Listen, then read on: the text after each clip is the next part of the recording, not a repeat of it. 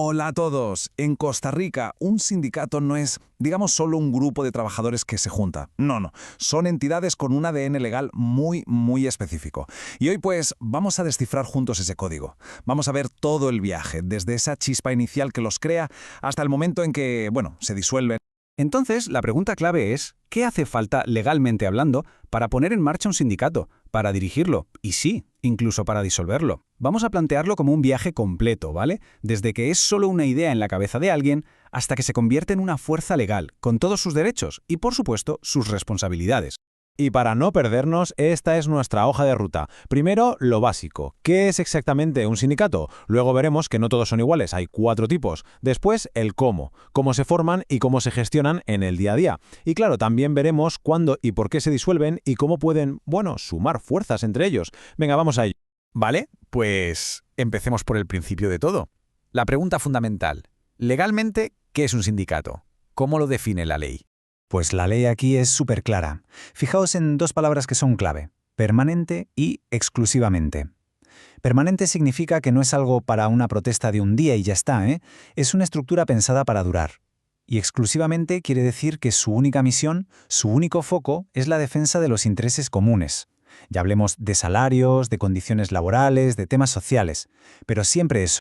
Y ojo, que su campo de acción es mucho más amplio de lo que podríamos pensar. No se trata solo de sentarse a negociar salarios, que también pueden llegar a influir en políticas públicas, pueden crear cooperativas, organizar actividades deportivas, culturales, en fin, casi cualquier cosa que, siempre dentro de la ley, claro, sirva para beneficiar a sus miembros. Y aquí llegamos a una regla de oro, un principio fundamental: la libertad. A nadie se le puede obligar a afiliarse a un sindicato. Y tampoco a lo contrario, a no afiliarse. Es una decisión totalmente personal, un derecho que la ley protege por encima de todo. Ahora bien, esta idea de unirse no es un café para todos. La ley de Costa Rica es bastante inteligente en esto y reconoce que, claro, no todos los trabajadores tienen las mismas necesidades. Por eso establece 4 modelos distintos de sindicatos. Vamos a verlos, que es muy fácil. El gremial es el de toda la vida. Agrupa a gente de la misma profesión, ¿no? Pues médicos con médicos, periodistas con periodistas. Luego está el de empresa, que junta a todo el personal de un mismo sitio. Imagina un supermercado. Da igual si es cajero, reponedor o gerente, todos pueden estar en el mismo sindicato. El industrial da un paso más. Une a trabajadores de varias empresas, pero del mismo sector. Por ejemplo, de varias fábricas textiles. Y el mixto, el mixto es como un comodín. Es para cuando no hay suficiente gente para montar uno de los otros tipos. Vale, ya tenemos la teoría, pero ¿cómo se pasa de la idea a la acción? ¿Cuáles son los pasos concretos, el papeleo, para fundar un sindicato y que sea legal? Pues mirad, la ley empieza con un número mágico, el 12.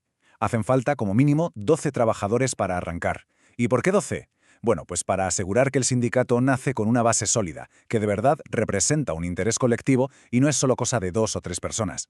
Como dato curioso, para los sindicatos de patronos, el mínimo es bastante más bajo, solo 5. Una vez que se junta el grupo, empieza el camino burocrático, por así decirlo.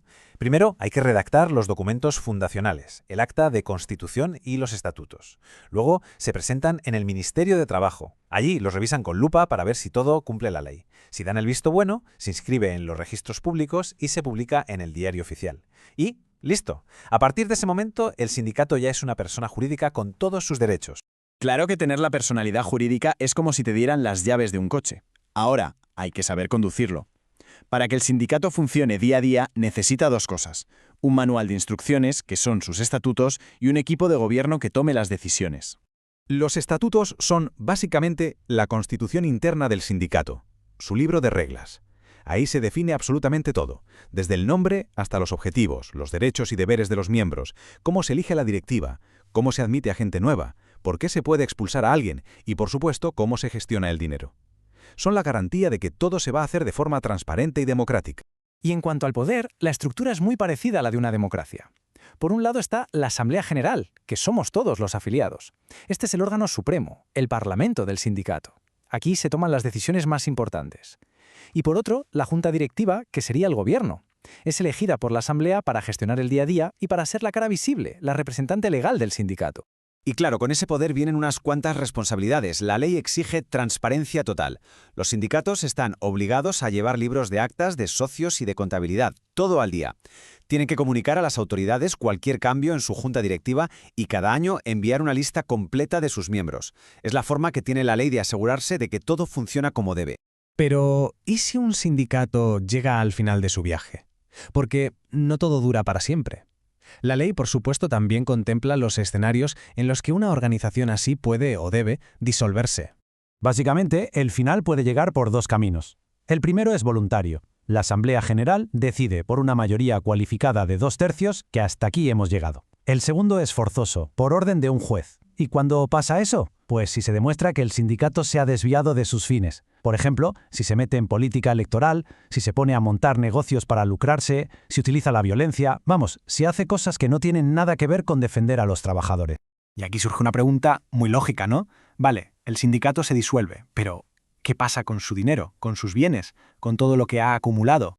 Pues la ley lo tiene todo pensado para que ese patrimonio no se pierda, para que siga sirviendo a la causa. Lo que se hace es lo siguiente. Primero, si el sindicato formaba parte de una federación, todos sus activos pasan a esa federación. Si va por libre, entonces el patrimonio se reparte, de forma equitativa, entre el resto de sindicatos del mismo tipo que haya en el país. Pero la historia no termina con el sindicato individual. La ley también piensa en grande y regula cómo estas organizaciones pueden unirse para crear estructuras mayores y, lógicamente, tener más fuerza. Es como un sistema de muñecas rusas, de ir sumando. 2 o más sindicatos pueden formar una federación, y a su vez, 2 o más federaciones pueden unirse y crear una confederación. Es la lógica de la unión hace la fuerza, llevada a su máxima expresión. Y un detalle muy importante, igual que para afiliarse, la pertenencia a estas estructuras es voluntaria. Cualquier sindicato puede decidir irse cuando quiera, siempre que lo apruebe la mayoría de sus miembros. Así que, en resumen, lo que hemos visto es que el Código de Trabajo de Costa Rica no se limita a decir, sí, pueden existir sindicatos. No, va mucho más allá. Ofrece un manual de instrucciones súper detallado para crearlos, gestionarlos y hacerlos evolucionar. Es, en esencia, el plano para construir la acción colectiva organizada. Y todo esto nos deja con una reflexión final, una pregunta que queda en el aire. Con el mundo del trabajo cambiando a una velocidad de vértigo, con el teletrabajo, la economía de plataformas, ¿cómo deben adaptarse estas reglas, pensadas en el siglo XX, para los trabajadores del mañana? Ahí queda eso.